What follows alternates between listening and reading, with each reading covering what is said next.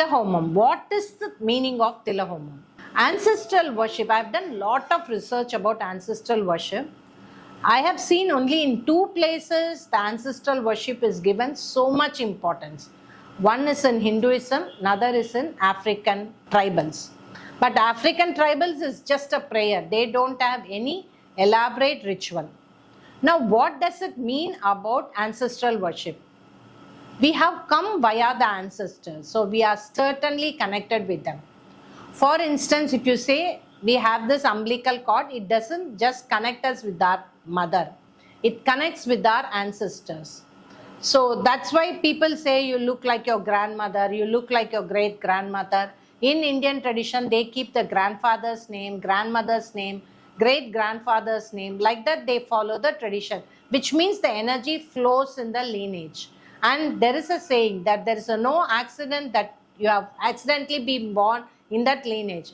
Everything are interconnected. You will be born in the same lineage or more or less closer lineage in the same place. Everything is interconnected. There are no accidents in that. So what happens when the ancestors are not very happy with us? Or during their death, there has been an incident or accident or suicide. Some ancestors commit suicide or murder. What happens? First, there is something called Vaitrani river.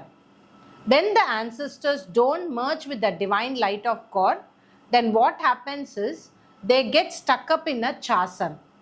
And when they are getting stuck up in the chasm, they cannot reach. So in turn, they will need our help through prayers, to doing the punya activity, so that the divine energy will help them to reach the God. Now they pull us. Through the umbilical cord, it is an astral pull which you can feel it, you will not realize it, but it will have a very telling impact on your life. First is the marriage will not happen, there will be no conception, pregnancy becoming very difficult, habitual abortion. Then there is a court case between two lineages. The two families of the same lineage fighting against each other. No money, you will feel that the house has lot of difficulty in getting up. Even a small activity, they'll find it difficult.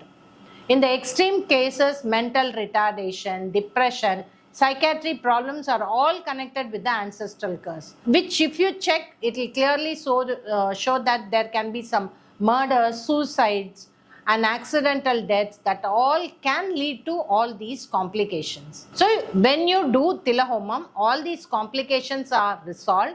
You will start getting the resolution. Now, how we do the Tilahomam? First is we take the eldest living member, from them about 3 family members. That is, if the father is alive, so father's father, father's grandfather, father's great grandfather.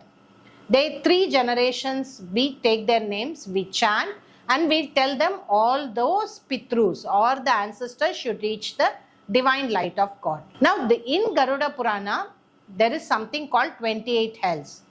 So, whoever the ancestors who are in this 28 hells, we pray that they should be getting released from these hells. Once when all these 2 are done, the ancestors are released, they reach the divine light of God, and once they reach the divine light of God, you will feel the inner sense of peace. Your life will start to move, the rolling on will happen.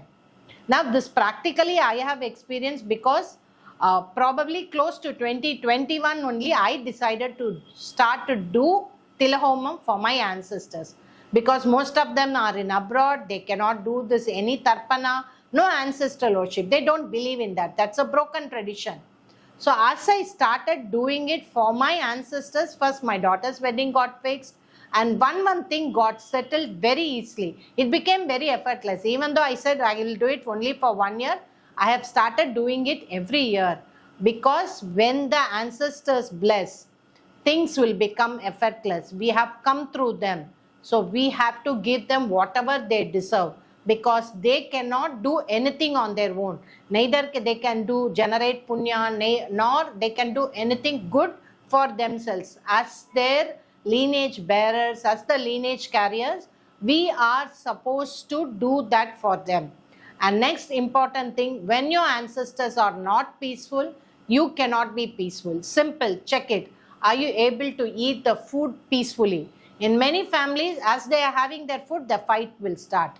Are you able to sleep peacefully? Many people cannot sleep peacefully if there is a Pitru Dosh in the horoscope. So these are the indication which will tell you that you have to clear your ancestral karma. So if you have any doubts about the ancestral karma, please connect with me. I'll be glad to help you.